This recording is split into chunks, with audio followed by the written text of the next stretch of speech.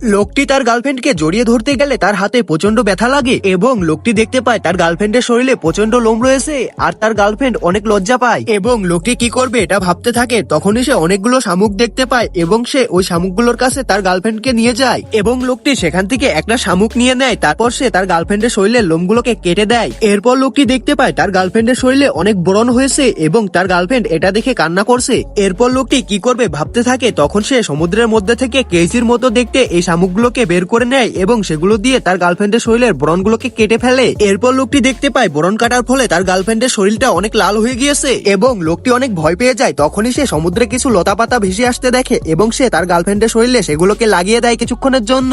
এরপর লোকটি তার গার্লফ্রেন্ডের শরীর থেকে লতাপাতাগুলো জোর করে তুলে ফেলে এবং সে দেখতে পায় তার গার্লফ্রেন্ডের শরীরটা অনেক এবড়ো থেবড়ো হয়ে আছে। এরপর লোকটি সমুদ্রের মধ্যে ডুব দেয় এবং কিছু স্টার ফিশ ধরে নিয়ে এসে তার গার্লফ্রেন্ডের শরীরে লাগিয়ে দেয় কিছুক্ষণের জন্য এবং কিছুক্ষণ পর লোকটি দেখতে পায় স্টার ফিশ গুলো তার গার্লফ্রেন্ডের শরীরটাকে অনেক চকচকে বানিয়ে দিয়েছে। তখন সে স্টার ফিশ গুলোকে আবার সমুদ্রে ছেড়ে দেয়।